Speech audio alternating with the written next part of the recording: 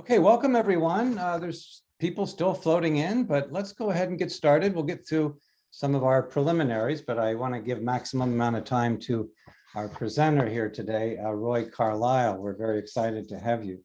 I'm going to be very brief. I just want to open by saying that this event is being sponsored by the Center for Innovation in Teaching and Learning.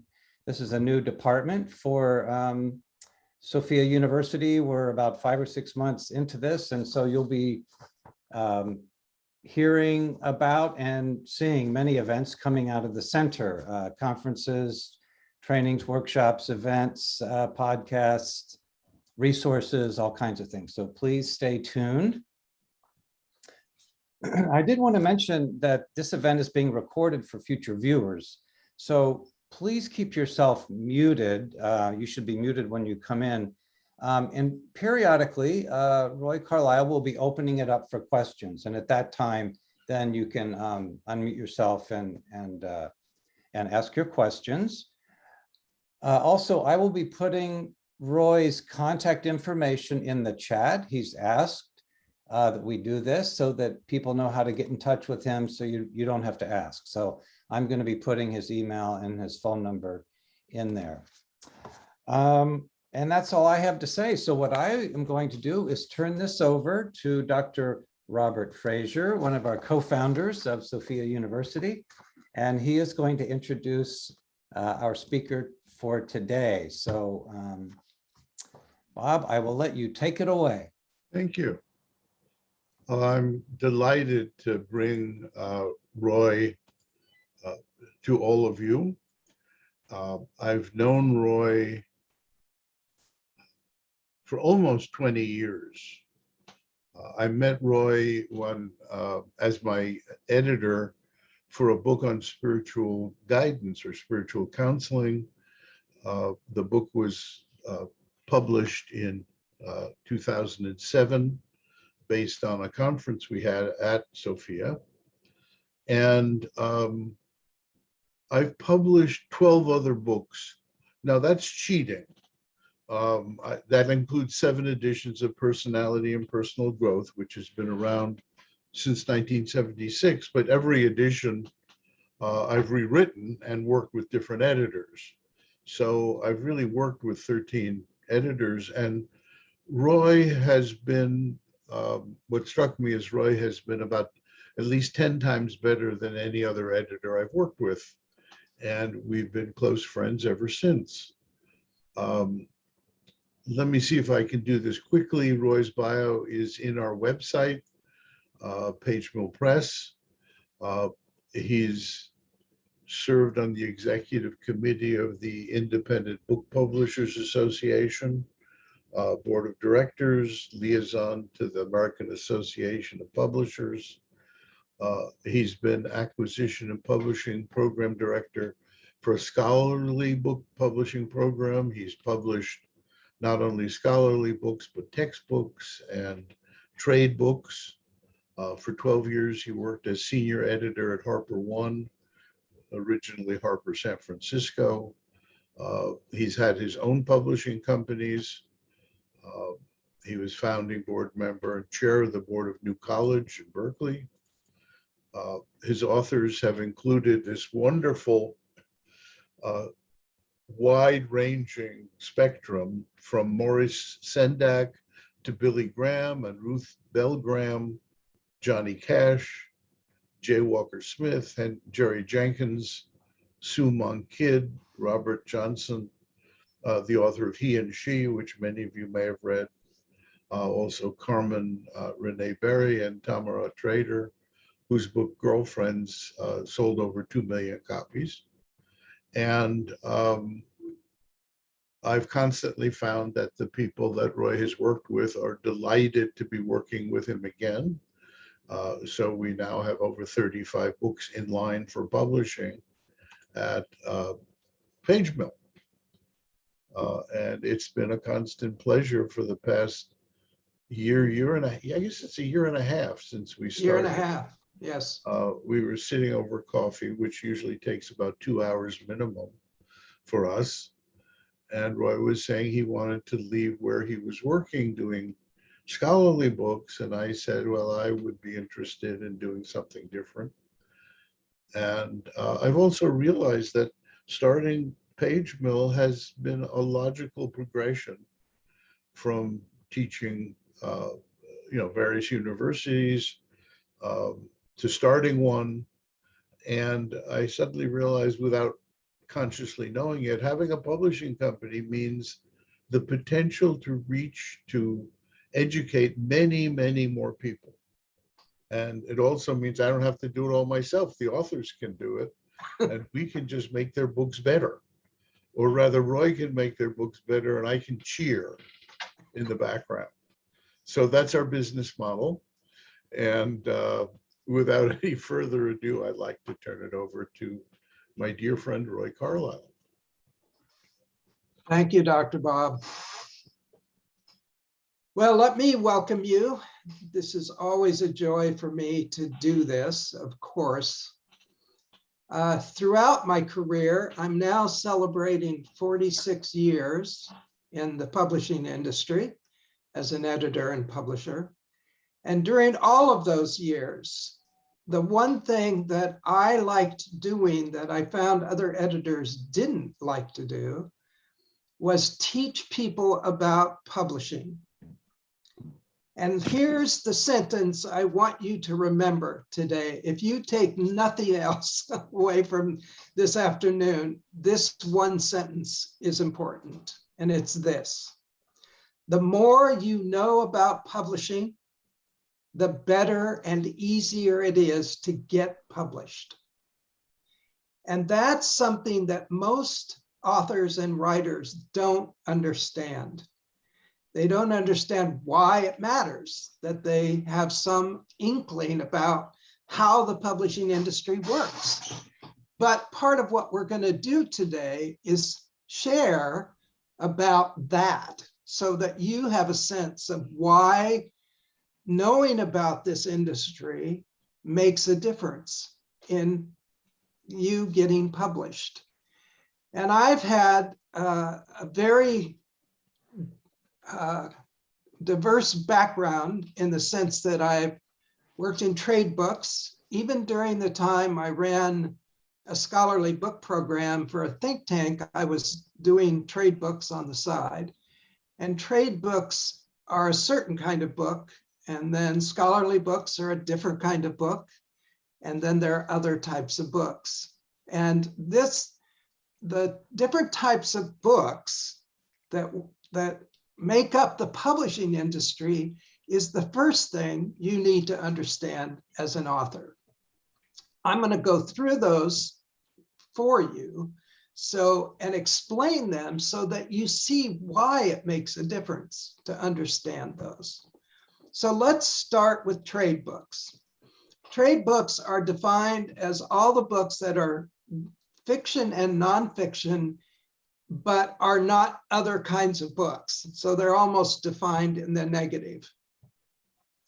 And they are the largest part of the publishing industry in the United States. The next category, from my point of view, is scholarly books, sometimes called university press books.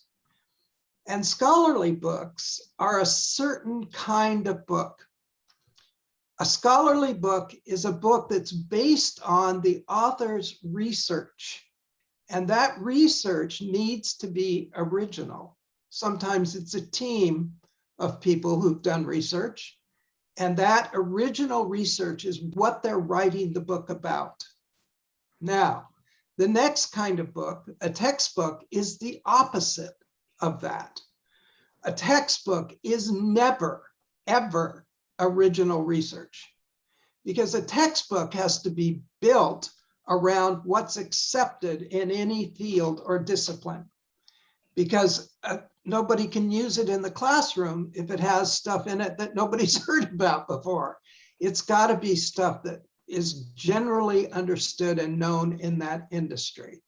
And that's especially true in psychology. I did scholarly books in lots of different fields, but in psychology, this is especially true. And it's very important to understand the difference between a scholarly book as original research and a textbook as accepted ideas and research that has been generally accepted. Another category of book is called the professional book. A professional book is a book done by very specific publishers. Like we have one of the best professional book publishers in the Bay Area. It's called Barrett Kohler. And every book they publish is about how you do something and how you do it better. So if there's a book that says how to teach a class and how to teach it better, that's a professional book. It's not a textbook and it's not a scholarly book. It's a very specific kind of book. Barrett Kohler does consciousness business books, and they're all about how to do a better job of running your business consciously. That kind of book, again, lots of large major, there's 5 major publishing houses in America, but they're called the Big 5. They all do all of those books. And then they also do this last category, which we won't take a lot of time with, but the last category is children's books. And the reason children's books are seen as a different category is because they have their own journals, they have their own market channels of marketing, they have their own way of doing books based on Lexile scores. There's a little piece of information you need to know about. Lexile scores is a program that tells you at what level your book is reading at. And all children's book publishers use that Lexile score all the time because they need to know if they've just got a manuscript in, whether it's written for a 5th grader or a 2nd grader or a junior high kid. And a Lexile score, which you can just go to Google and look it up, will tell them that information. So that's why it's such a different category.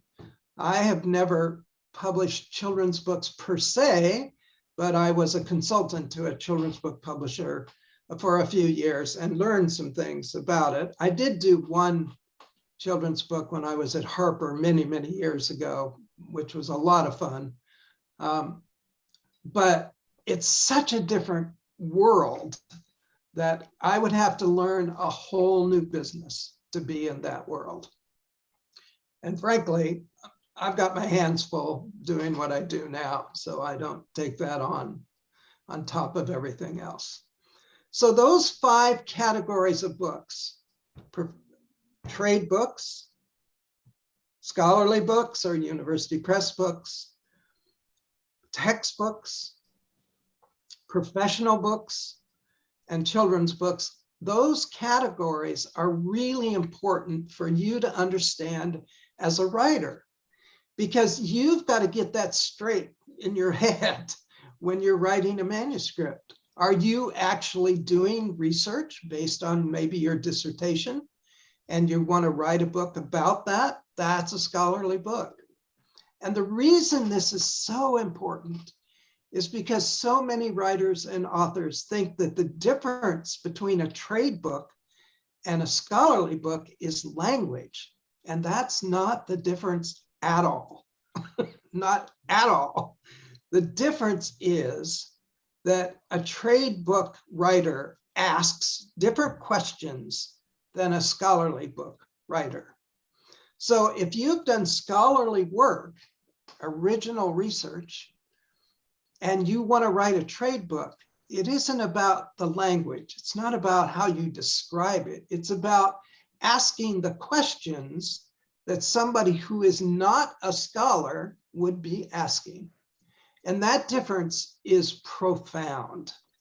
And people get it mixed up all the time. You'd be surprised how many proposals I get where that kind of thing is mixed up and people don't understand the difference. And they think that their dissertation is publishable as a trade book. And they don't realize that the questions they answered in their dissertation are not questions anybody cares about except other scholars. And that's not to put it down, but it is to limit it, because the world of scholarship is a certain specific world. I'm going to mention a journal, or a kind of website as a part of this, because I want you to know that there are ways to learn about all these kinds of books. And the way to learn about scholarly books and scholarly journals is by subscribing to something called the Scholarly Kitchen. And that website sends out an email every single day and asks questions that are being written about and posted by scholars who are called chefs, of course. And that, I've spent years and years reading the Scholarly Kitchen because I wanted to know what was going on in the field. I wanted to know whether we were going to have open access. I wanted to know if the University of California, Berkeley was ever going to sign up to do certain things with open access. Or we're going to sign up to buy a whole package of journals. And I live with that more closely than you might imagine, because my son-in-law is a tenured professor at the University of California, Berkeley. So every Friday night at dinner, I hear more about what Berkeley is doing with that world of journals and books, and what they're subscribing to and what they're not subscribing to. And that's a whole world that goes on and on and on and on. Anyway, now you know those 5 kinds of books. And one of the things that I've wanted to do my whole life is work with all of those kinds of books. And that was something I learned very early in my Harper days, because when we started Harper San Francisco, and I was one of the founding editors, I got very lucky, because one of the most brilliant men in publishing who ran the religious division in New York said, I'm bringing the division to San Francisco. I want to hire you to help with that, but we're going to do more than religion. And so at that Harper San Francisco, now Harper One, I was allowed to do religion and psychology and a children's book and textbooks. I was allowed, because Clayton, my boss and my mentor, who is still alive and is still my mentor, lives in San Francisco, allowed me to do all of those kinds of books. And that's why it's so important for me for people to understand all of that. So once you get those categories under your, in your brain, in your consciousness, you can think more clearly about what you're writing and what you want to write. For example, right now, a person that Dr. Bob introduced me to wrote a PhD dissertation in psychology about the path of individuation, or the path of personal growth, from an Eastern point of view versus a Western point of view. That dissertation, it was really well done, but it was a dissertation. So I went to her and I said, Dr. Yoshimura, do you want to write a trade book? And she said, yeah, I do. And I said, okay. So every 2 weeks, she writes a couple of pages. We sit down over Zoom and go through it. And she's learning in the process to ask a different set of questions in the pieces she's writing than what she asked in the dissertation. So there's an example of how that works. And it's one of the ways I like to work, is to have somebody write something, we talk about it, then they go back, write some more, we talk about it some more. And eventually out of that comes a trade book that's a little more substantial often, and has a little more substance to it, but it's based on, usually on dissertation or original work that has been translated into the right kinds of answers for the right kinds of questions. Now, one of the reasons I asked Carmen Renee Berry to join us today is Carmen and I have worked together since 1986. So we've been at this a long time. And one of the things we've done over those years is work on different books, of course, and most of her books are trade books. I published her first book when I was at Harper, which became a huge national bestseller called When Helping You is Hurting Me. Still the best title of any book that's ever been published. And then a few years ago, we published Girlfriends, and that book went on to make publishing history. It was on the New York Times list for 52 weeks in a row. And just a little side note, the New York Times list sends out a fax. Now it's an email, but they send it out every Wednesday morning. And so every publisher that has a book on that list gets an email that says, you're number 3 this week, or you're number 2, or you're number 10 this week. And we watched that back in the 90s, we watched that fax machine. We'd all gather, the whole staff would gather around the fax machine and wait for that fax to come in to see where we were. And after a while, we were stunned that that book just sold and sold and sold. And it was a tribute to the fact that women's relationships had not been taken seriously. And this book took them seriously and talked about them seriously and admitted that they were very important for women. And that book sold 50,000 copies a month. And that's a hurricane, frankly, to stay in front of. And we had, because we never knew when it would end. It didn't, but we didn't know that at the time. So we watched that fax for 52 weeks straight. Was kind of a wild ride. I must admit, probably one of the wildest ones I've been on in my publishing career. Anyway, so I want Carmen to come on and talk a little bit about what it's like to work with an editor as a writer, as a very smart woman with graduate degrees, of course, and who has a distinct writing style that she's developed over the years, and now is a publisher. She's still an author, but she's also a publisher now because she's learned during the years about that. So let me introduce Carmen Renee Berry. Take it away, Carmen.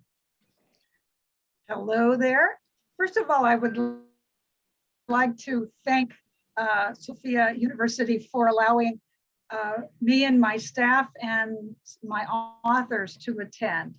We consider this quite an honor to be included, and so a number of us are from Powell Press, either staff or authors, and this is a really good experience for all of us to learn from Roy.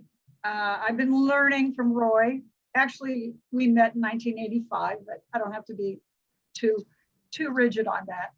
And working with him it's not an understatement to say it changed the direction of my life. If I had not had someone like Roy, who was very unique, and to actually teach me about books and how to write a book instead of what I thought I was going to do, which, well, I just didn't know what I didn't know. I don't think I would be an author today, and I certainly wouldn't be a publisher. He's taught me and helped me develop my own style and my approach. So I'm very grateful to him for even being here today. So thank you, Roy. Now, Roy has promised that he's going to ask me questions so that I don't just talk namby-pamby here. So you have to ask me a question and I will respond. Okay, first question is, what was it like for you to write an outline for your book? Very sweet. Okay.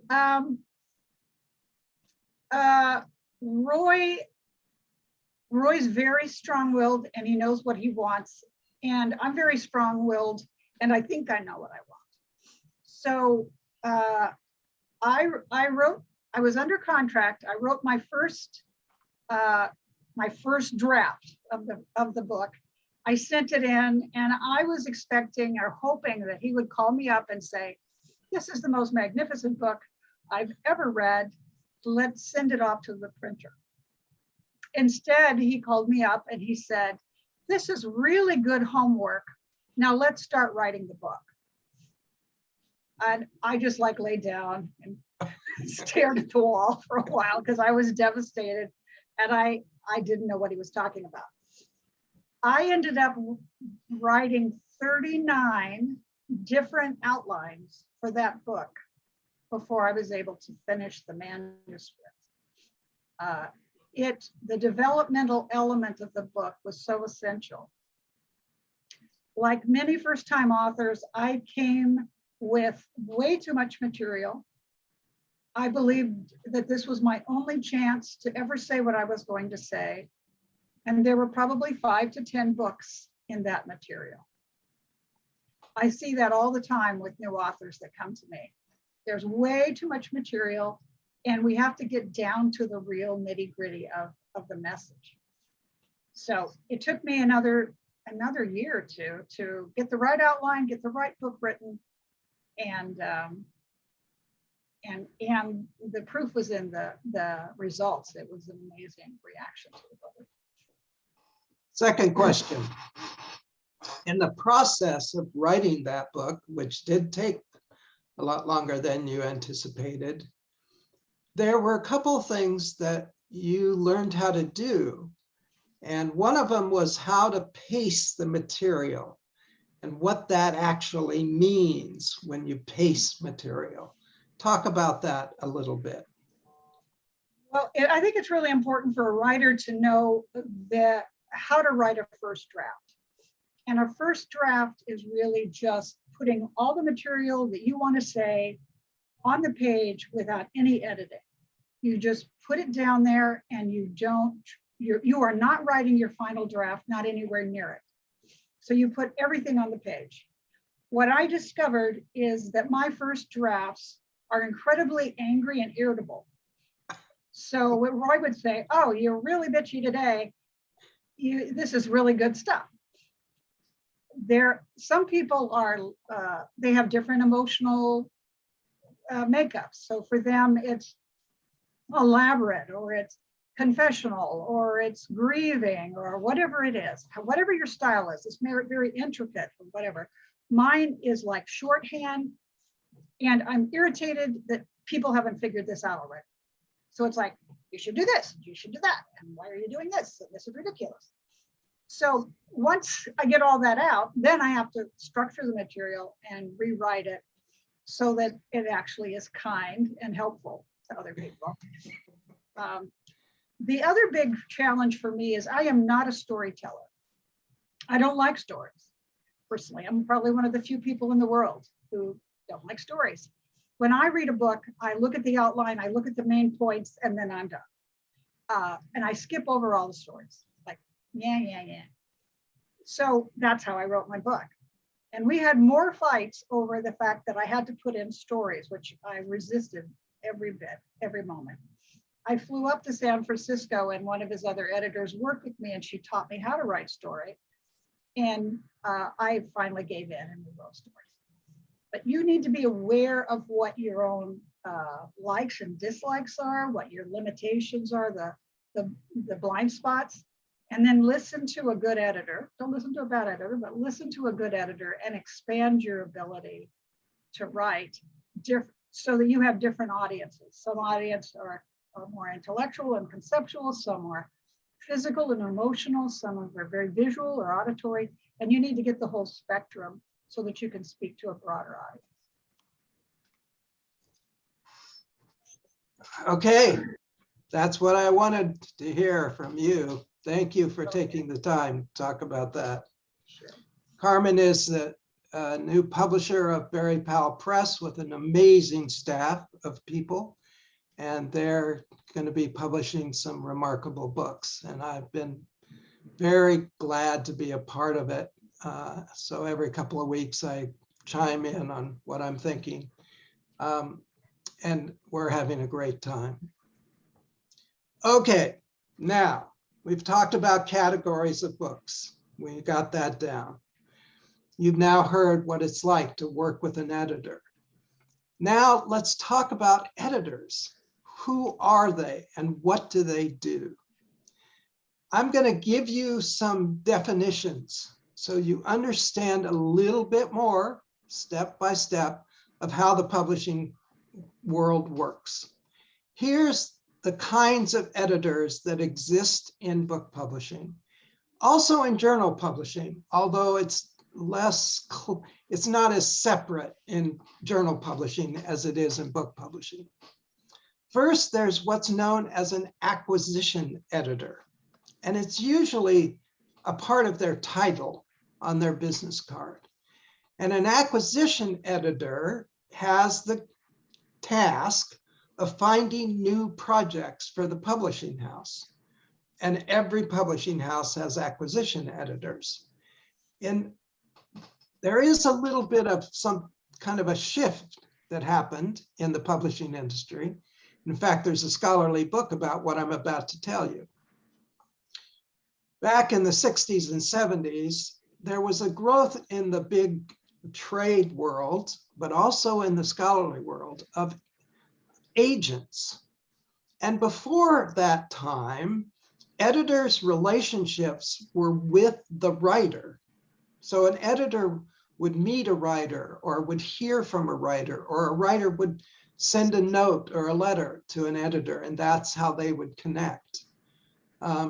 The most famous book about this is Max Perkins, editor of Genius, who was the editor at Scribner's. And there was even a movie made. It's a very bad movie, but still, it's a movie. And he was the editor for F. Scott Fitzgerald, for Thomas Wolfe, for Ernest Hemingway. He was our most famous editor in book publishing. He was an acquisition editor, and he was also the second kind of editor, and that's what's known as a developmental editor. You heard Carmen talk about this. It's what happens when an editor, and usually they're separate, but it can be both. Some people are both. The developmental editor helps you figure out what the book is really about and how to develop it into a manuscript that will be publishable. Developmental editors are working at a substantial level. So they're looking at the big ideas in a book and figuring out how to structure those ideas. And often that's a kind of task that must be done, especially in trade publishing, because those people haven't got those kind of very specific topics that scholars usually have when they're writing their dissertation. So that's pretty clear. Then it's just a matter of answering different questions.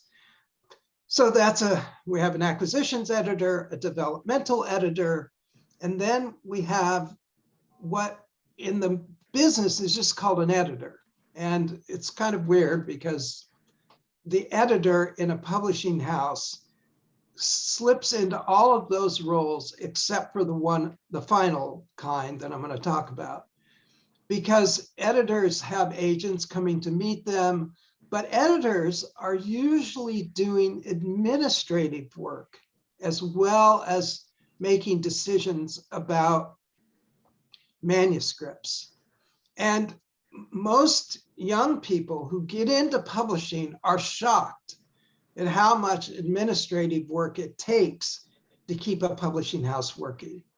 And they don't realize, unless they've done a degree in publishing. My assistant editor for PageMill Press actually did do that. She went to Portland State's publishing program, which is the only publishing program on the West Coast. We are way behind the rest of the world in terms of learning about publishing. Lots of universities in the East have publishing programs, University of Virginia, New York University, But on the West Coast, we've got Portland State, which has the only undergraduate and graduate program to learn about publishing. And Gina, my assistant editor, took that program. So she hit the ground running because she knew things that most editors don't know. So there's a lot of editorial work that involves administration.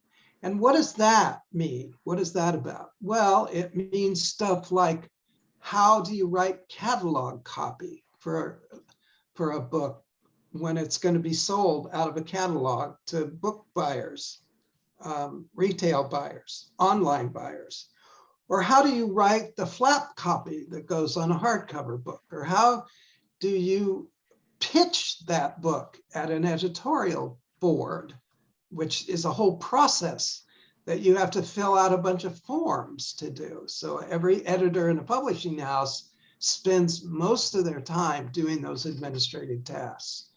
And that is something you have to learn. None of us knew it before we got there, because when I started, there weren't any publishing programs in this country. And now, of course, there are. The last kind of editor is a copy editor.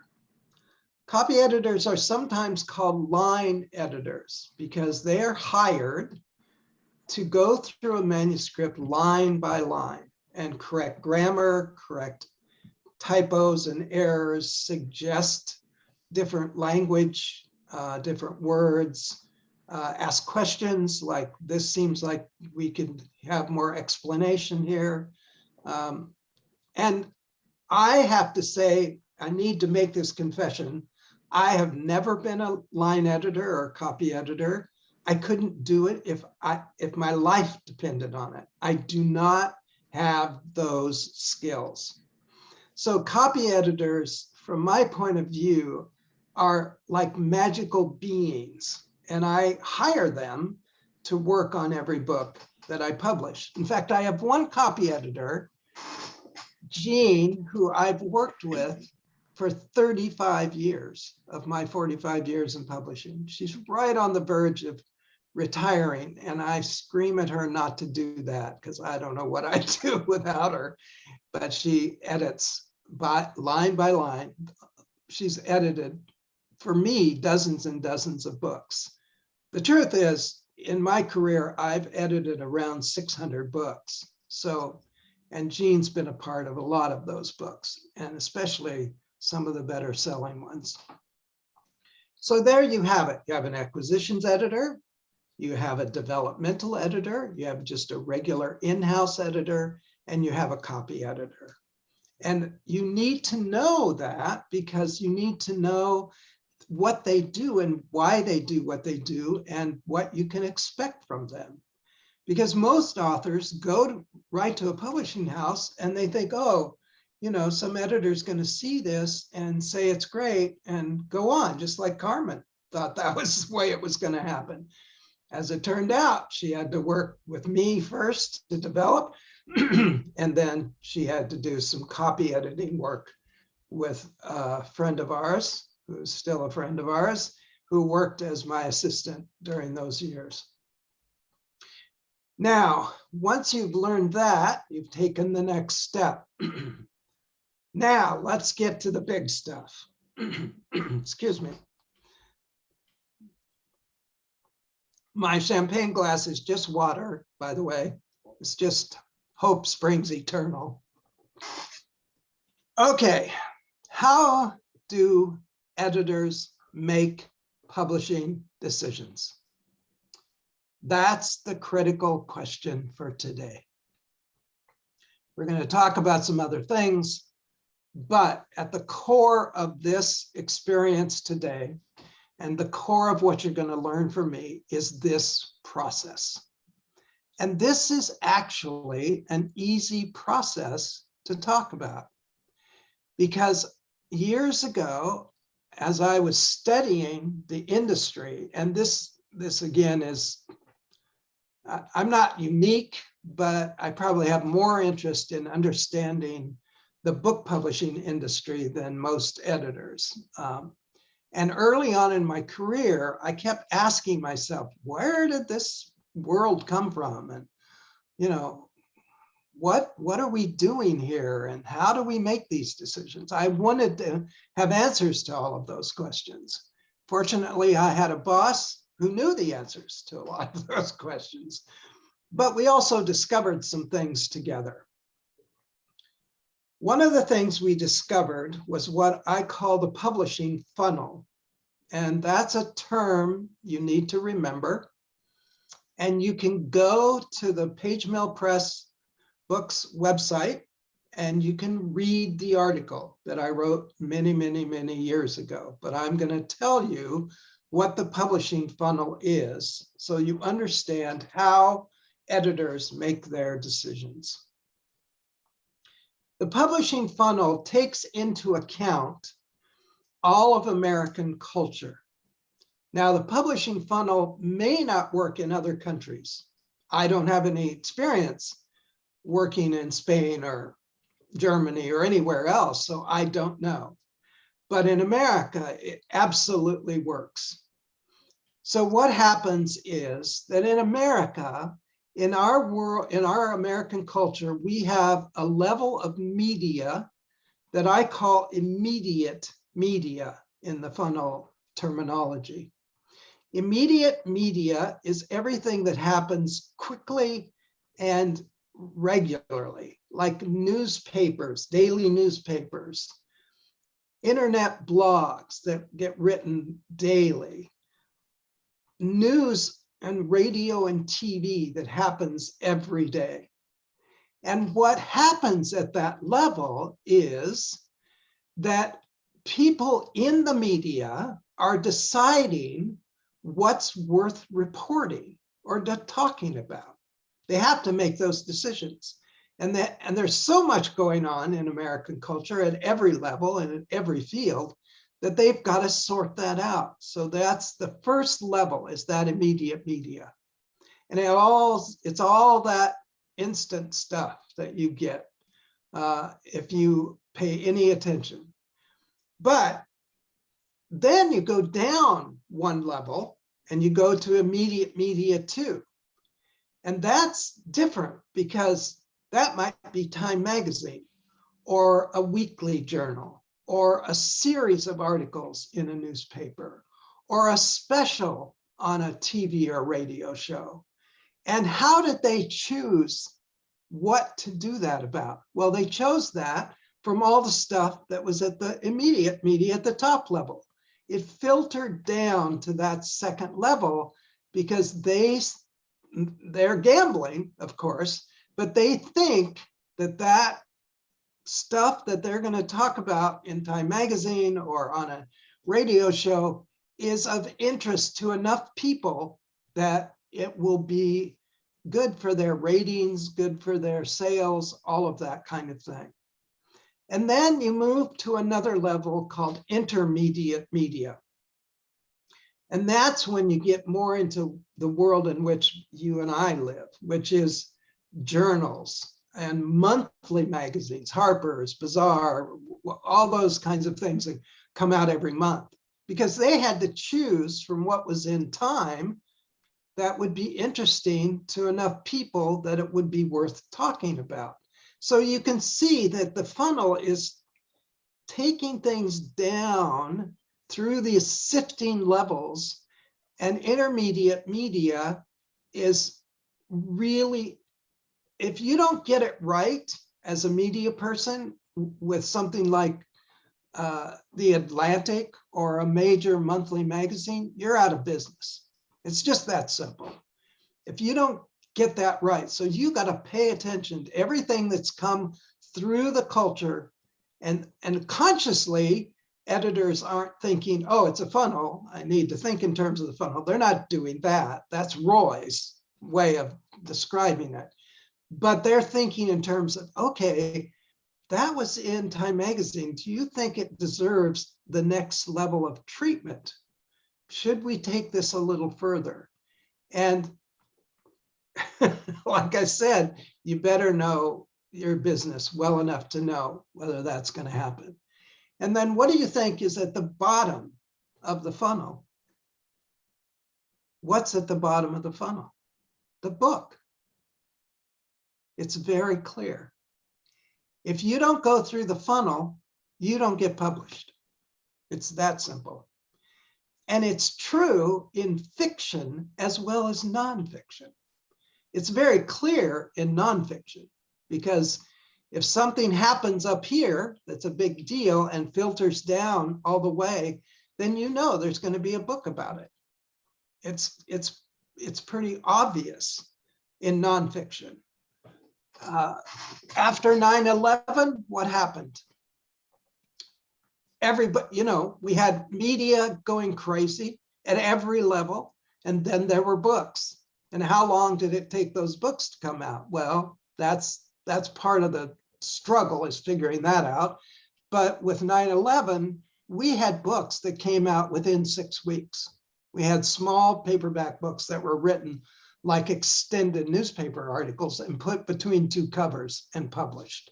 That doesn't happen very often, but once in a while, when there's a major event, that can happen. Usually it takes months. Usually it takes between 9 to 16, 18 months for a book to come out, for everything to filter through that funnel. And it happens in every discipline. It happens in psychology, it happens in politics, it happens in economics, it happens in social sciences, it happens in engineering, it happens in every discipline. And all scholars are also paying attention to this, because when they go to write a dissertation, they have to pick something that their committee will agree to and approve. And it's usually because they figured out that is something that something about it has been in the culture, but it hasn't been taken to that specific point. In fiction, it's very clear. All you have to do is read any genre kind of fiction, read mysteries or thrillers, and you'll see that in those books, they're talking about what's been happening in the culture. And if they're not, the book doesn't sell, because that's how fiction works. Now, what's the exception to all of this? The exception to all of this is what I call the shadow of the funnel. And for those of us in psychology, we all know what the shadow is about. It's about the stuff nobody wants to pay attention to. It's all about the stuff we repress. It's all about the stuff that's taboo, all of that. Well, the shadow works in American culture just like it does in our individual psychological makeup. Something will slip into the culture, break into the culture, and be shadow information that everybody talks about, and then it goes away. It happens all the time in American culture. Back in the 90s, there were book after book after book about dysfunctional families and child and sexual abuse.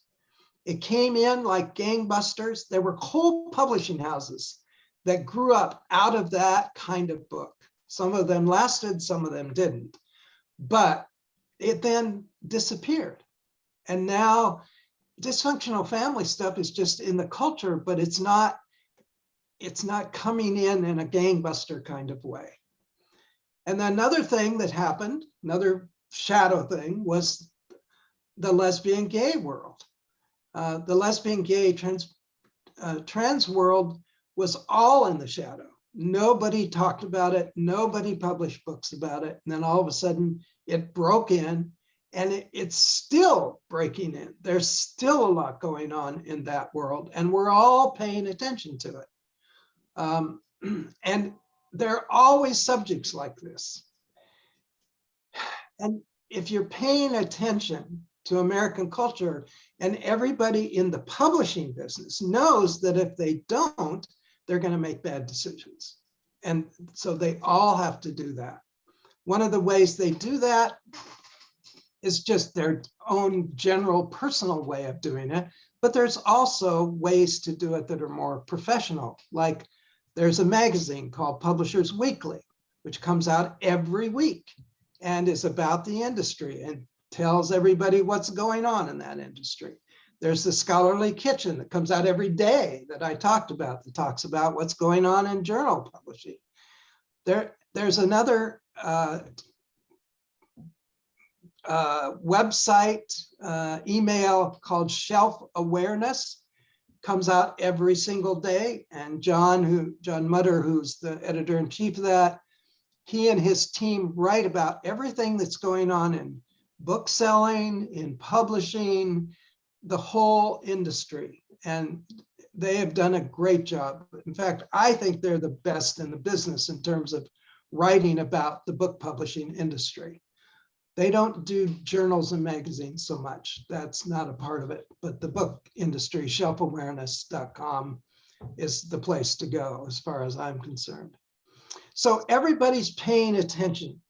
And as a writer, you've got to figure out how much of that you can handle and make some honest and true decisions about how much of it you can take in and how much you can really absorb and learn from, and how much you just have to ignore. And that's part of what being a good writer is about. And when I first meet a writer, I'm always asking those kinds of questions.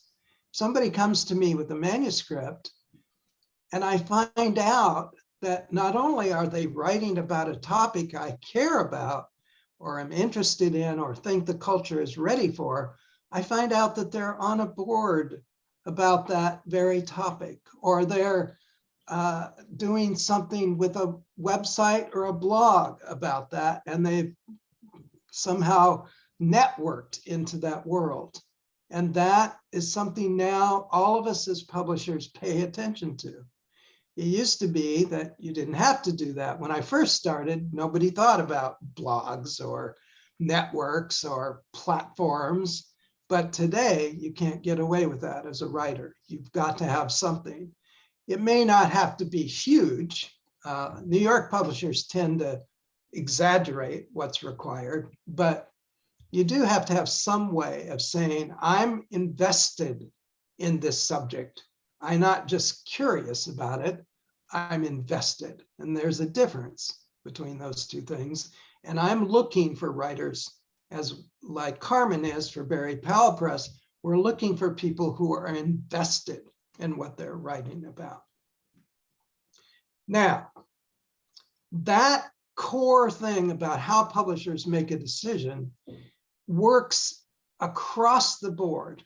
It works in all the categories of books. It works in all the publishing houses. But, and there's a but, of course, there's also a bigger world. And that is the kind of whole world of the publishing industry itself in publishing. I want to share a screen with you. Okay, let's share screen here. I want you to see this graph. That's not it, by the way.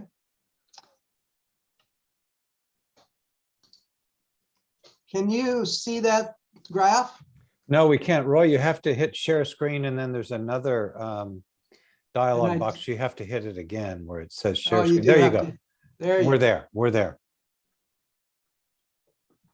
Okay. Take a second and look at this graph.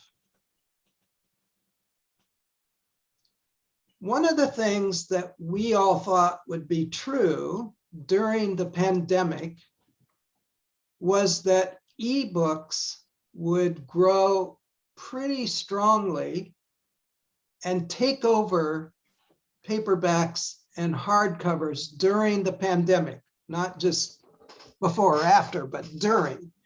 And that wasn't true. That didn't happen. There's all kinds of reasons why that didn't happen. The one thing that did grow and has grown until this year, 2021 is the first year it stopped growing, was audiobooks. It was the fastest growing format in publishing. And it grew about 30% for 4 or 5 years. And now there's about 77,000 audiobooks available. And that number has just come out recently in some of the industry news that there's 77,000 audiobooks available. I subscribe to an audiobook company called Chirp, and I get an email every day. And it says, we have an audiobook for these 5 books. Are you interested? And I'm listening to John Steinbeck on audiobook, East of Eden right now, that I got from Chirp. But it did peak, and it's now flat. But what this graph is telling you is that hardcovers and paperbacks, two forms or formats that are paper, are still huge dominant formats in our industry. And everybody predicted this would not be true. Even publishing people didn't think this would be true. And during the pandemic, everybody thought, well, nobody's going to go to bookstores. They might buy some from Amazon, but they'll mostly buy ebooks because they're easier. Not true. It's just not true. Hardbacks and paperbacks all grew in terms of sales during the pandemic. And it told everybody in our industry, oh, okay, we're not obsolete anymore. We thought we were going to be obsolete, and we're not obsolete. We really aren't. We can continue to do hardcovers and paperbacks, and we'll still have almost 70% of the market. And that just boggles everybody's mind, because nobody thought this would continue. But it is continuing. And it means for a publishing house that they have to think about what formats they're going to do their books in and whether they're going to keep certain formats. Now, they may switch between hardcover or paperback, which publishers do all the time. But now they know from all the statistics that they need to keep doing those formats, and that the three ebook formats, and there are three, by the way. There's the Amazon one called the Moby Book. There's what's known as an EPUB ebook, and there's one called a PDF ebook. All three of those formats, every publisher does all three formats for every book they're going to put into an ebook format. And we pay to have those done when we get our books printed. So we're producing these. There is some rumors going on that Amazon, who's been the bad boy in the business in all kinds of ways, is going to not do a proprietary ebook called the Moby, and they're going to start using the EPUB file, which is a more standard file. But right now it's just rumor. I don't know where it's going to go. And some people said it's already started, but I don't have a lot of knowledge about that. But look at the bottom of this graph. Year to date, hardback revenues were up 25%. Paperbacks were up 16%. Mass market, the smaller form, up 8%. And board books, which are children's books, were up 10%. So all of the print formats grew during the pandemic, when everybody back in March of 2020 said, oh boy, we're going to have trouble because we're going to lose a lot of sales. Didn't happen. It continued to grow. And that kind of information is what publishers must depend on and must look at and think about in terms of their program. Now I'm going to show you another graph. Can you see this one? Yes. This is a graph put together by a statistics website, and also in association with the American Association of Publishers, which is about 1,350 book publishers in the United States, the majority of big publishers, about unit sales of printed books. This is not ebooks, this is printed books. And you can see that from 2004 to 2008, and when we had the crash, it was going up, and it hit $778 million in dollars. And then because of the crash and people were losing money hand over fist, it went way down, significantly down. And then it started going back up. And in 2020, look what's happened. It's gone it's starting to skyrocket again.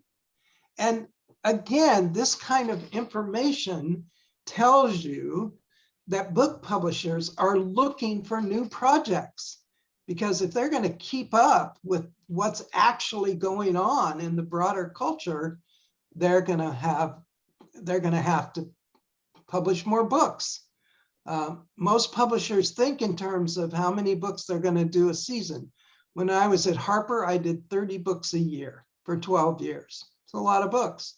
Now I do 4 books a year at PageMill, but will probably grow as time goes on. Now, I've put up 2 of those graphs, and I want to take a moment and see if we have any questions about any of this. John, do we have some questions in chat, or do we have anybody who wants to unmute and ask a question? Yeah, I don't see any in chat, but yeah, if you want to, I can't see anyone. So yeah, just go ahead and unmute and ask your question.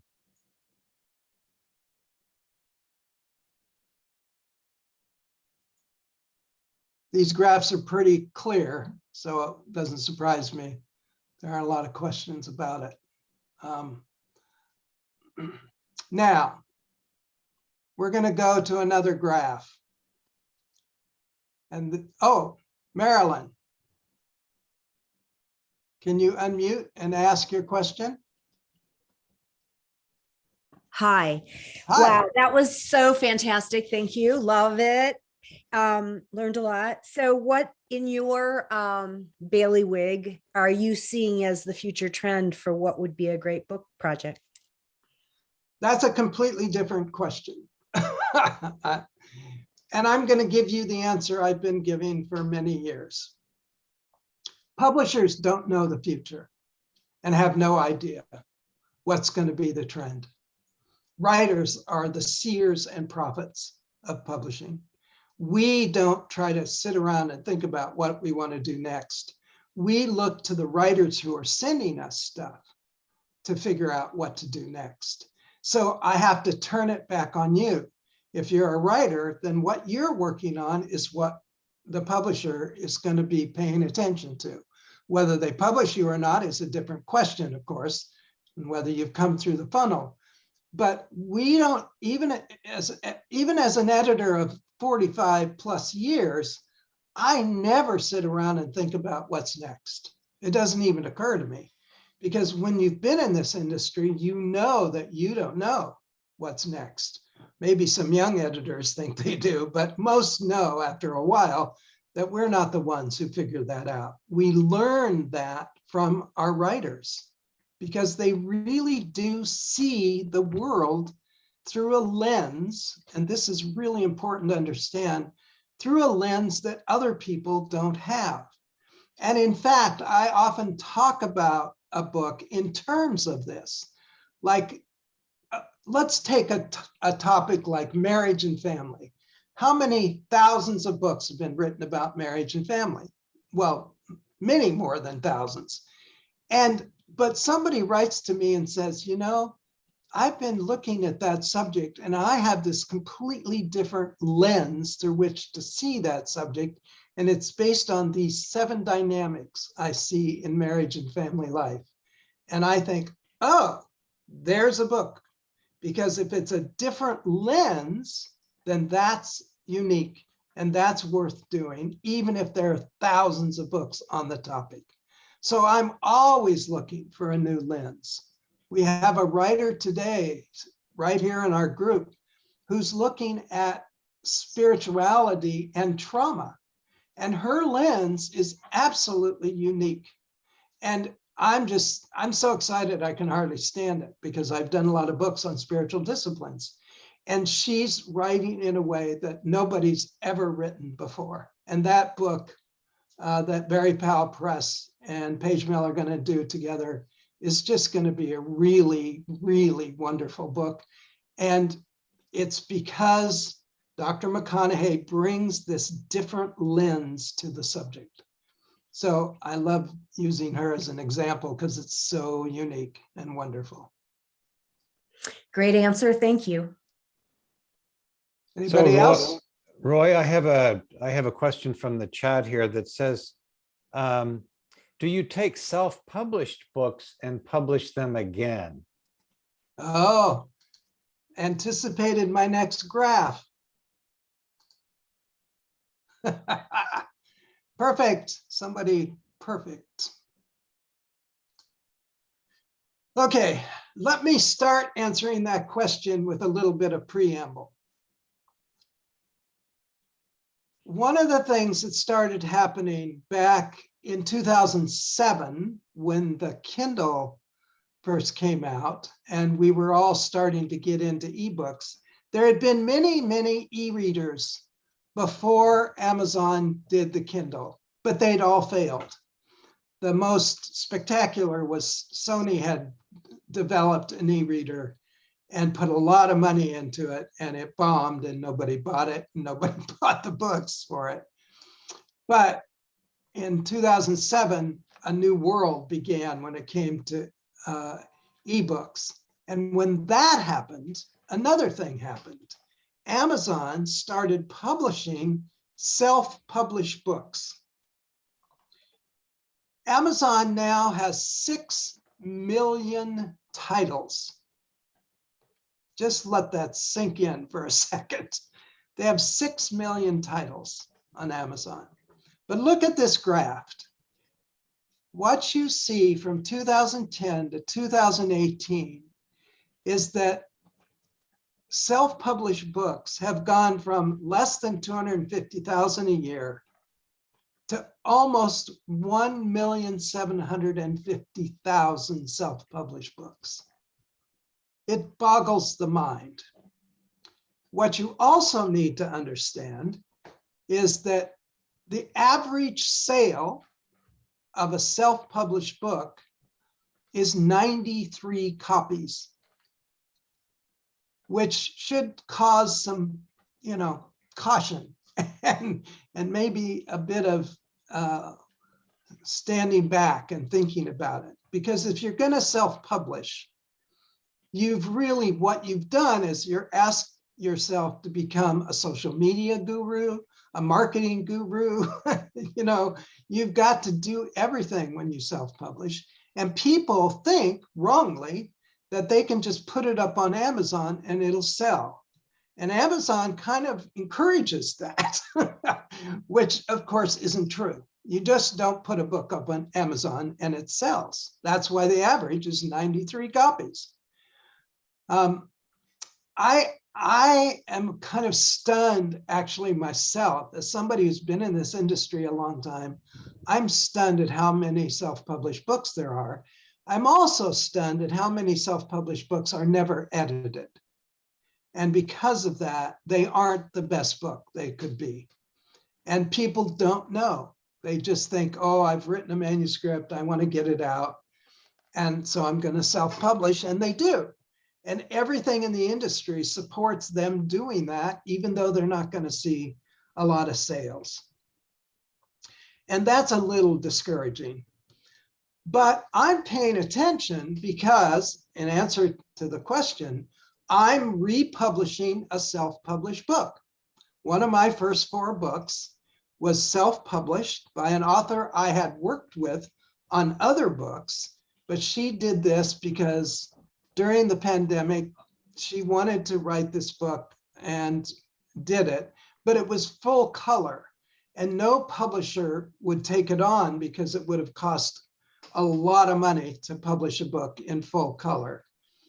It was a 152-page book, a kind of odd size, 8x9, which is odd, and it had an interesting story in it, but every page was color. And finally, Dr. Hunt came to me and said, would you think about doing this? I said, well, I'll think about it, but doing a full color book is very difficult unless we can find a printer somewhere that will give us a reasonable unit price. Finally, I did. It took me a few months, and I found a printer in Singapore who's going to print that book for me, and I'll republish her self-published book. Now, one of the reasons I'm doing that, and this is very important, is Dr. Hunt was the director of the creative writing program at a university. This is a woman who knows how to write and knows how to put a book together. So I've known her for years and I trust her. But most self-published books are too much work because so often they're so badly done that you'd have to start all over with them. And that's discouraging, of course. And a lot of people, I've had a couple people come to me with self-published books and I said, we're going to have to completely rewrite this. And they say, nah, I don't want to do that. So they walk away. But if you're not going to really take seriously the editorial work of a self-published that is required for a self-published book, you're going to be able to put it up and nobody's ever going to see it except your family. So this is tough for all of us because it means that when we publish a book, and let me give you another number, out of the big five publishers like HarperCollins and Simon & Schuster, those big publishers in New York, every year they publish between 320,000 to 380,000 new books. That big five, that's traditional publishing. Add that 300,000 to this 1,750, and you've got a lot of books being published. And it's very hard, marketing-wise, to get your book discovered. So that's why now we're so dependent on having an author who has some kind of network. Like my first two books are memoirs by remarkable women at Page, and I'm depending on both Janet and Shannon to have networks that I can sell into to get that book discovered. And that's what it takes now because there's so much competition. It's just outrageous. When I first started in publishing back in the 70s, there were 46,000 new books a year, not 2 million new books a year. So out of 46,000, you could do a little marketing and people would learn about that book, or you'd get a review in some newspaper or the New York Times Book Review or whatever. But now that's just an impossibility. There are lots of reviewing media, but boy, what they have to deal with in terms of choosing what to review is so much harder today. And when I talk to my friends at Publishers Weekly or Shelf Awareness or other reviewing media, they all say it's just gotten outrageous. And so they make big decisions. Like one of my friends who's a reviewer will say, I just won't review a self-published book. That's a little harsh, but that's the only way she can handle how to deal with this. So Donna says, no self-published books. I'm only going to do books that are published by either the big five or a legitimate small independent publisher. But if it's self-published, I'm not interested in reviewing it for the media that she works for. So the world has gotten complicated in ways that are not helpful, even though it is helpful to be able to self-publish a book. But people go at it in the wrong way. They don't get the right kind of help, and they don't think through what it's going to mean once it's available and what they have to do to make that make sense as a book. And that's heartbreaking for me. But all of us are looking at doing so, at republishing self-published books. I mean, look at some of the big names. 50 Shades of Grey, self-published book. I can list a whole lot of self-published books that eventually got picked up. And it was because those authors somehow knew to get that book out there and get a little more buzz about it. And that takes some marketing and selling kind of distinctiveness so that you get noticed. But all editors now are looking at the world of self-published books, even though now it's so huge, none of us can keep track of it all. but we're all looking at it to see if some gem is hidden in those numbers and that we can find something that works, just like Dr. Hunt's book, which I will be very proud to publish that book. And even though I have to go to Singapore to get it printed, it still makes sense to me to do that. And I'm always looking, as Dr. Bob knows, we're always looking at authors in terms of books that they published years ago and that are out of print. Out of print just means that they're no longer available from a publishing house. It doesn't necessarily mean it can be republished, because sometimes publishing houses keep their publishing rights and don't return them to the author, so the author can't do anything. But if it's out of print, usually a contract will allow you to get those rights back and you can do something with them. Usually we have to teach people about that, because they don't think about that when they're signing a publishing contract, because they don't realize that, you know, once the book's out of print, they're going to want to get those rights back. But Can I jump in here for just a sec? Yep, go for it. Okay, and this specifically is why Berry Powell Press has come into existence, is that there are people who have fantastic ideas for books. And I personally believe that they can make an impact, but they don't know the publishing industry. And so what we do at Berry Powell is we find these authors and then we provide them with the education, the support, and the training needed to position themselves as well as possible in the market. Thank you, Carmen. Some other hands? Go for it. Nick? Hi, thank you. This has been amazing and extraordinarily informative and enjoyable.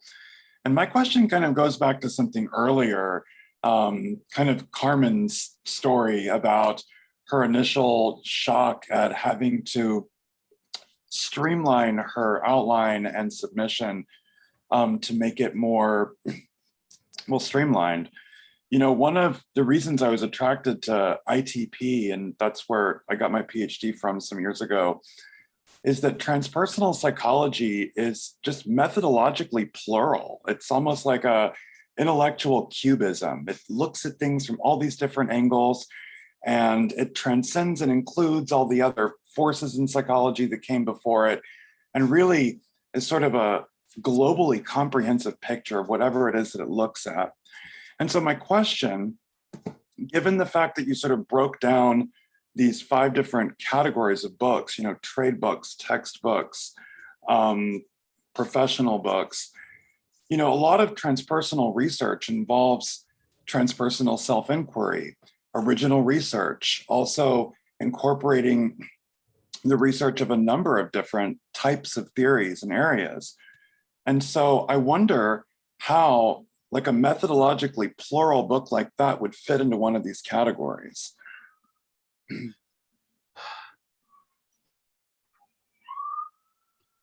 Is that a clear question? Yeah, I'm taking a second, because that is something we're up against as a transpersonal publisher, Dr. Bob and I, and it's something I've been thinking about a lot. In fact, I'm looking at a dissertation as we speak that I got from a PhD from the California Institute of Integral Studies, transpersonal dissertation. And when I look at it, I realize that because it's such a complicated world in terms of the research, and it often is both an inner journey and an external journey, that I'm going to have to figure out as a publisher which of those things can be written specifically as a book, because you can't do them all in one book. That doesn't work. And you can't sell a book that's like that. Let me give you a wild example. Say somebody writes a book and the title is How to Lose Weight. general, how to lose weight. Somebody else writes a book and it says, thin thighs in 30 days. Very specific. Which book do you think is going to sell? 10 Well, thighs in 30 days. That's exactly right. Because that's people buy books, and Carmen knows this as well as anybody. People buy books out of what we call in the industry a felt need. And it's a very specific need. And they don't want a general book. They want something that speaks very specifically to their felt need, which is why I put her through so many outlines. Outlines or chapter titles in a book are critical. What I didn't tell all of you is that I used to run a bookstore. I was a general manager of a graduate school bookstore that was quite large and off campus. And I noticed something during those early years. I noticed that people would come in and they'd pull a book off the shelf. They'd look at the title, the subtitle, they'd turn it over and look at what was written as the selling copy on the back. And if they were still interested, they would open the book and look at the chapter titles.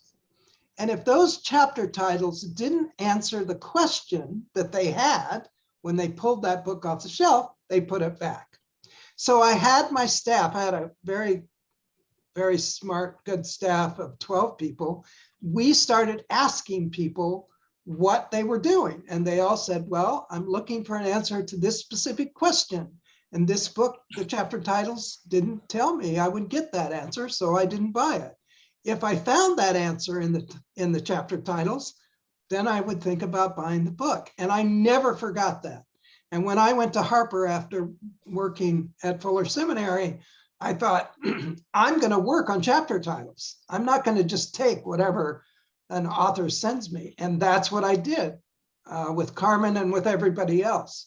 In fact, still today, I say, once we're done, we're going to go change all your chapter titles because we're going to work at what it takes to sell a book. But people buy a book out of one specific felt need. And you've got to think about how to approach that need. There's different ways, of course, to do that. But if you put too much in a book, then it becomes how to lose weight. It becomes too general and it doesn't speak to that felt need. Now, there's always exceptions. Don't get me wrong. You know, I think about the one book I think about, because I knew Scott Peck, was The Road Less Traveled. There's a general book, and it sold millions of copies and on the bestseller list for months and months and months. But it was a real rare experience in the publishing industry. Most general books don't sell like that. And most small independent publishers haven't learned this. So they keep putting those kinds of books out. And that's what self-published authors don't understand either. Although I met one, I have to tell this story or I'll be kicking myself. I was speaking at a big conference in New York a few years ago. And I was actually speaking with my daughter, who's a PhD in creative writing, has published novels, is a really good writer. And we were talking about the difference between self-publishing and traditional publishing and talking about the pros and cons. And after we were done, this woman came up to me and she said, I have to tell you my story. I said, what happened? She said, I wrote this book. It was a cookbook for teenagers with braces. I remember standing there thinking, what? And Vanessa was standing next to me. She said, did we hear you correctly? And the woman said, yeah, you did. It was a cookbook for making dishes for teenagers with braces. And we just thought, who in the world would ever publish that book? And she said, I got 30 plus rejections because nobody thought that would work. But I thought it would work. And I said, so what'd you do? She said, I self-published it. And in 6 months, I sold 10,000 copies. And I thought, oh my God, I was just kind of boggled by that. But that's a very specific book that had a market. And if she hadn't had the courage to face all those rejections, it never would have seen the light of day. And that's where self-publishing really comes into its own, is that kind of story. I'll never forget, we just both, my mouth dropped open and both of us just laughed because we never would have believed it if we hadn't heard it. So very specific. That's the thing to take away. Do a very specific book if you're going to write a book. Okay. As another example, can you say something about our new book, In Full Color, about why it appealed to you? Because I think it's the same thing. It's a very specific look at something people may not even know they were interested in until they saw the book on sacred spaces. Yeah. This is a book called Soul Space. And it's written, like I said, by this Dr. Hunt, who is now retired from her university. But several years ago, her 25-year-old daughter went on a service mission to Bolivia with her husband. And she and her husband were in a bus accident, and Krista was killed. Aaron lived, but Krista was killed. And that grief that Jim and Linda, the parents, had to embrace and experience led to this book. It also led to another book, which she wrote, called Pilgrimage Through Loss, which is about the loss of children for parents who've lost children. But Soul Space was a testament, a kind of a kind of shrine to the death of her daughter and the kind of space that they were creating in Bolivia in a village that was sacred. And so Linda and Jim wrote this book to honor that, and also to tell that story, and also to say, one of the things you need to do in life is create spaces for your soul in life. And one of the things they did, they live up in Spokane, Washington. They tore down an old barn and built a kind of sacred retreat center, which now they have lots of people who come because they train people to do this kind of in-service mission. And that book is very specific because it's based on Krista's demise, but it's also very specific in the sense that it's about how you as a person reading this book can think about what it means to create space for your own soul. And that touched me, frankly. Of course, I've been publishing in spirituality for 45 years, but it really touched me. And they are people that I trusted, and I knew that it would be a really well-written book because of Linda's gifts, and a very thoughtful and intelligent book. And that's why Dr. Bob and I are going to republish that book. Is that what you were thinking, Dr. Bob? Yeah. Okay. Exactly. Okay. Roy, we have another question here in the chat. Would you talk about the importance of an agent or not when it relates to fiction or nonfiction? Oh, okay. First of all, I like agents. One of my best friends is an agent. She's also a writer. She's written 25 books, so she's kind of a super magical being. But it's complicated. If you're going to think about being traditionally published, then I would suggest that you need an agent. But that's basically in trade publishing. Trade publishing houses and their contracts are such that you need an agent to walk you through all of that.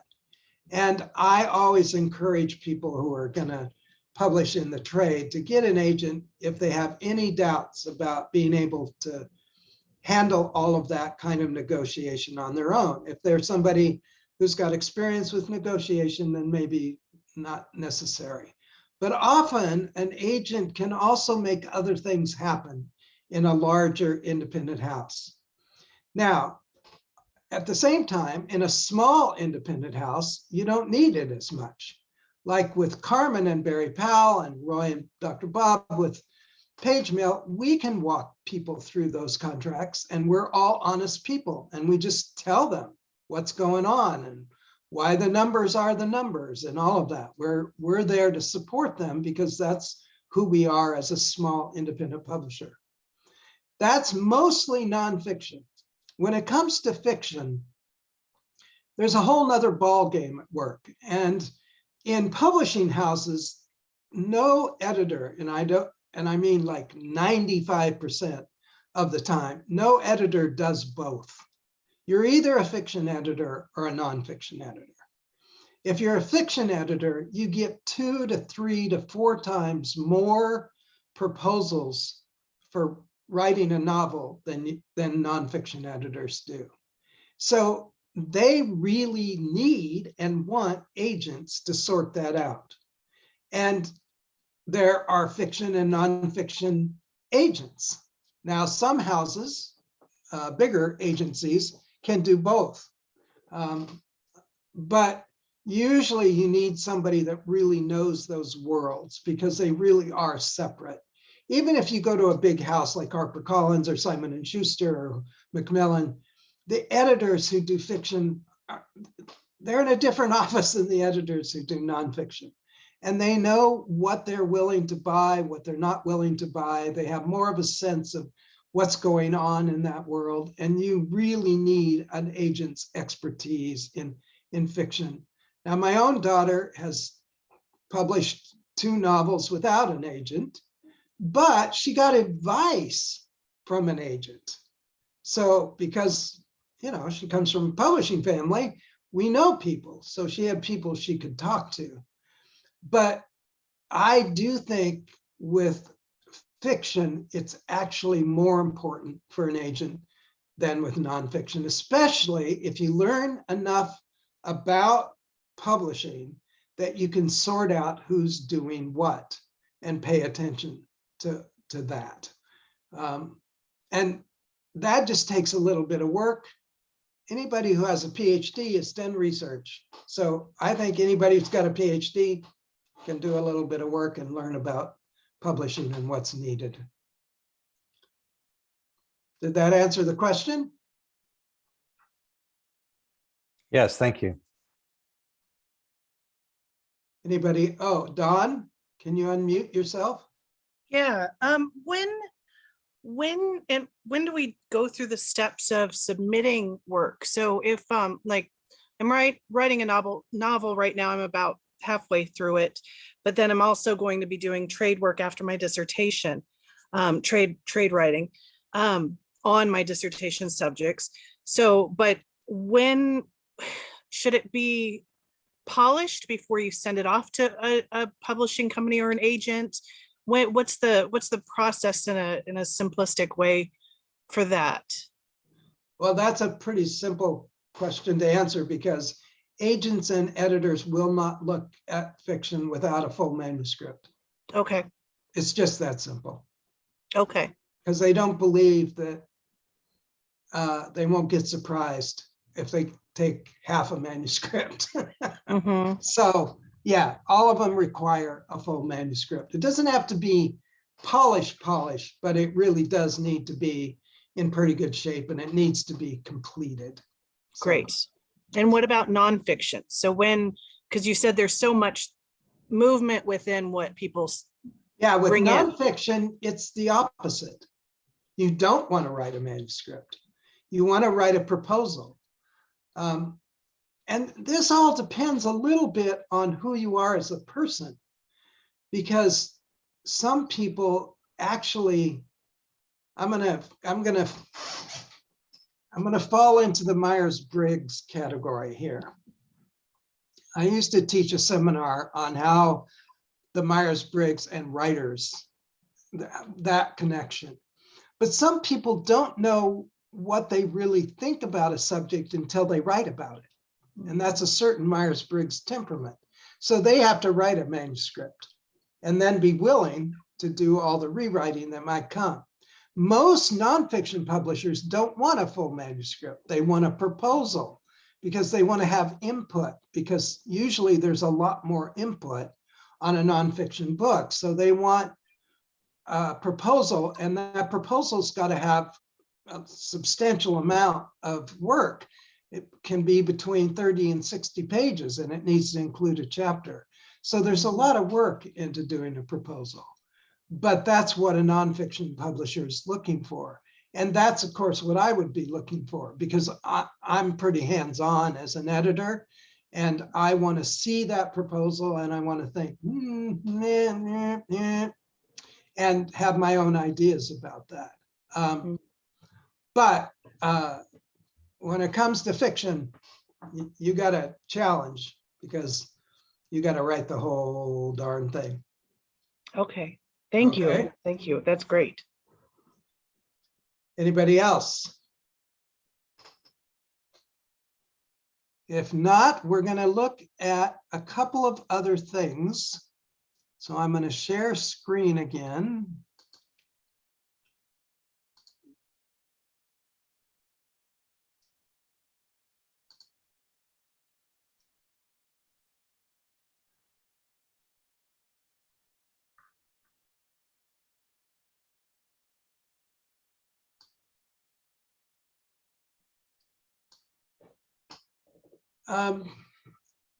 The American Association of Publishers, like I said, has about 1,300 publishers who are members. But there's also the Independent Book Publishers Association, headquartered in Los Angeles, that has 3,000 members. So between those two, the AAP and the IBPA, you have most of the publishers who are at work today. And one of the reasons I wanted you to know that is because I wanted you to see this industry statistic right here. Publishing industry up 0.2% for the month. That's June of 21, so just 2 months ago, and up 18% for the first half of the year. And the reason that's important is because that's the kind of information that encourages publishing houses to take on riskier books. If those numbers were going down, they would be much less willing to consider a project that was dicier, that was less clear in terms of its sales potential. But because those numbers are going up, you as a writer have a better chance of getting published. Now, the next thing I would say is, and this is the one thing that every editor says to writers over and over and over and over again: do the research to find out who publishes books like yours. Take the time to find that out. And between these two organizations, you can find a lot of publishers. And you can just Google this now today. You can go in and Google and say, I want to publish a book in transpersonal psychology. Who publishes those books? And there isn't much, to tell you the truth, but at least you'll have a sense of who's doing that. Spring Books does it. Spring Journal has a publishing arm, and they do books in transpersonal. PageMill Press does books in transpersonal.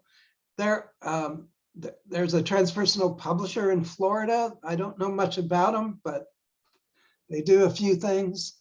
But do the research before you go anywhere. And I leave this for the end of the webinar because it's what so many authors don't do and don't remember to do. And because the numbers are all going up, we're in a good spot as publishing houses, and we're going to take more risks than we've taken in the past. And that's something you need to know as a writer. I just think that this industry has its ups and downs, like any industry. They're usually on pretty long cycles, 7 to 10 years. They go up, they come down, whatever. But right now we're in an up cycle. And everybody that writes about publishing didn't think this would be true. And I said this earlier, I'm going to say it again. Nobody expected publishing of books to be growing during this time. Now, everybody thought people would be reading, of course, because everybody was at home, but nobody thought they would be buying new books to read. They would just be reading what they already owned. And that wasn't true. What's true is people who buy books and read books want new books. And there's all kinds of statistics about how many people in America read a book within a year. And the Labor Department keeps track of all that kind of information. And I keep track of it because I'm curious about how many books people who buy books and read books buy in a year, and whether that's going up or going down. And we've had some rocky years, partly because we've had some literacy problems in this country, but that's starting to change a little bit, slowly. And here's the result of that change, is this growth in books that are being published. Okay, there were some questions. There's one question here about poetry and art, sort of artsy related books. Good question. Dr. Bob and I are going to publish our first book of poetry. And it's been quite a process because I've never published poetry. I have known this poet for 30 years personally. I have 6 of her self-published books of poetry. And I'm going to publish a book of poetry because the topic is going to be interesting to me. She's a spirituality writer, and all of her poems have this kind of spiritual ambiance, frankly, in them, and that I'm willing to take a risk on. Poetry generally is on an upswing. Everybody in publishing will say to you, poetry books don't sell. Everybody will say that, everybody. But it's not true. It's just something we have said for so many years that we keep saying it, but it's not true. Books of poetry are selling. Now, what you do have to understand is that books of poetry and books of poetry, books of fine art, coffee table books, they're all selling a little more than they did previously, but they don't sell in big numbers. That's not what's going on.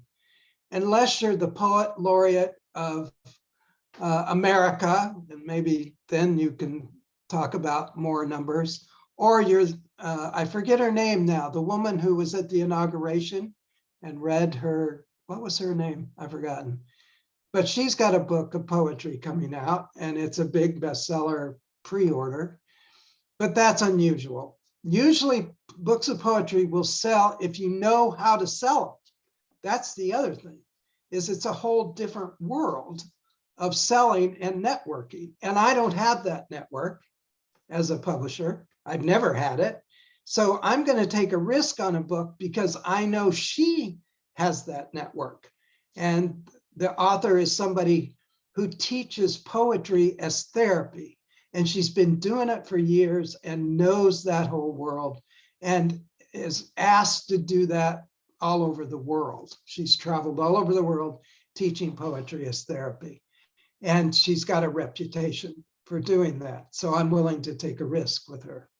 Fine art books, including photography books, fine art stuff, has all gotten a little better in terms of sales, because what's happened in American publishing is that we've built enough of a global network that now you can go to China or Singapore and do a fine art book and do it well. In fact, if you look at your children's books, if you have children, you'll see that most of them, if they're younger, are all printed in China, because that's where you get full color children's books printed. Everybody does it, from the large to the small publishers. Now I'm going to Singapore because I actually got a better price in Singapore than I did in China, but basically I'm doing the same thing with my full color book. So all of those books have gained a little bit of ground because the globalization of publishing has led to this ability to print those books and publish those books, especially if you have time, because it takes a lot longer. But it works now and everybody's paying attention. If you want to know the best publisher of all those kinds of things, go to Abrams.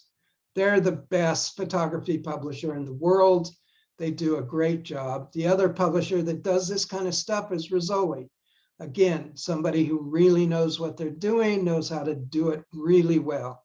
So there is a world that is growing here, even though it's not quite as rapidly as trade publishing is growing. Anything else? I have another question, if I may. Go ahead, Nick. Well, a couple of questions. One would be, in your experience, how impactful is it in terms of sales or for acquisitions editors about the people who write the introduction and foreword? Very. Okay. And blurbs as well. Okay, good. And the second is more an existential, like angst. I just finished a 278-page first draft of a book and am like now reeling from the cold splash of reality that in all likelihood have to rewrite the entire draft from start to finish. But again, I appreciate this, your talk. Well, one of the first books we're doing is called Forbidden Grace. And the subtitle is interesting. It's Hildegard von Bingen and a Modern Woman's Call to the Catholic Priesthood. Now, as you know, in the Catholic Church, women can't be priests. So I thought, I'm going to need a foreword by somebody. And so I talked to the author about that because I knew we were going to need something to help sell that book. So she got the foremost Hildegard von Bingen scholar in the world, who isn't American. And she's written a foreword for that book, which will make a huge difference for us. I think forewords for books, and when I was doing scholarly stuff, I hardly ever published a book without a foreword by somebody else in that world to help sell that book. Just so you know, a preface is written by the author, and it's why they wrote the book. And a foreword is written by somebody other than the author, and it's that person telling us why this author should have written that book. So those are distinct things. But a foreword can make a huge difference.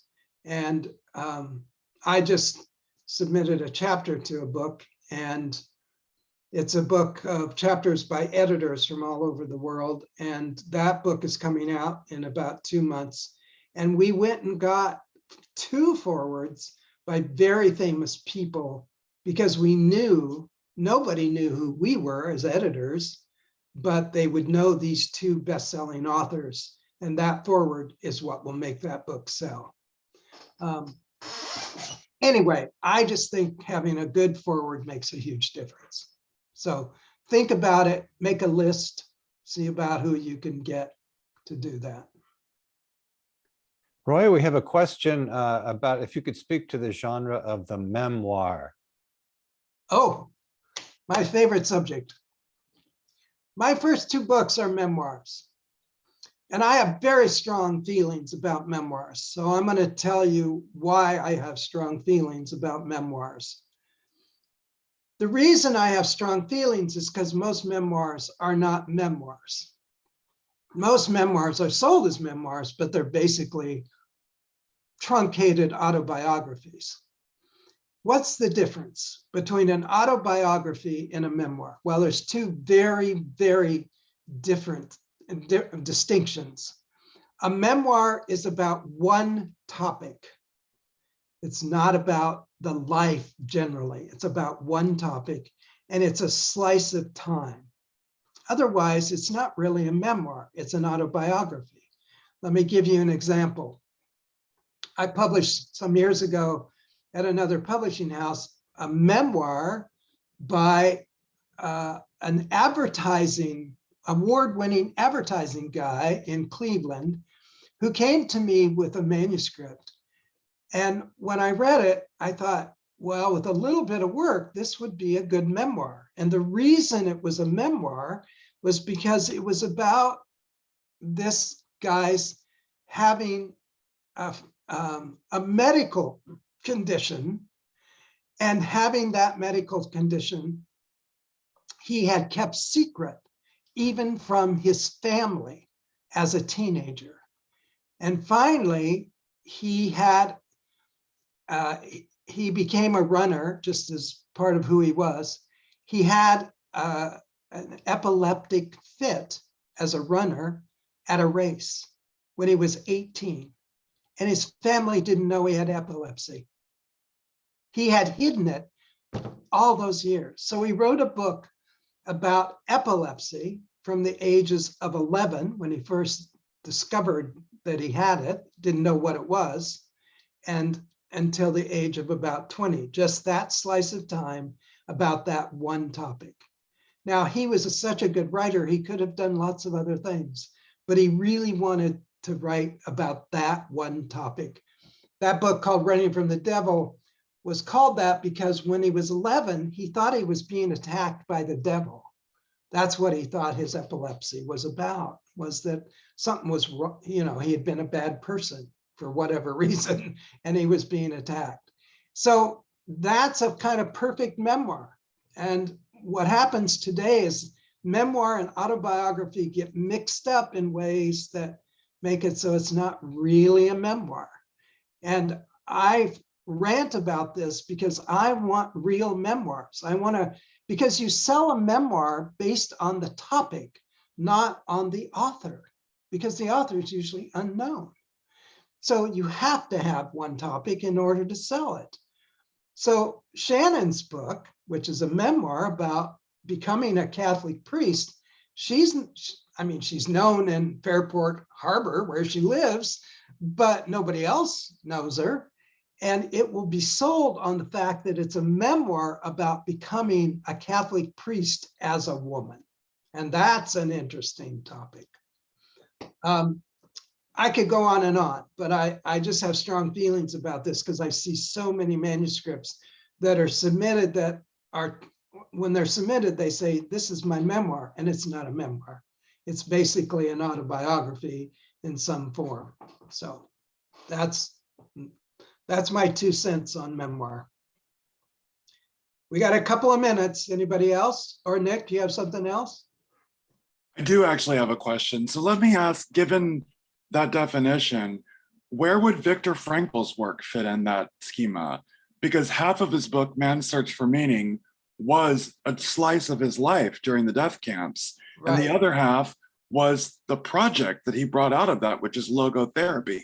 Right. And it was a perfect, almost seamless helical blend of both of those two sides of his being, the personal and the professional, that coalesced in this beautiful book.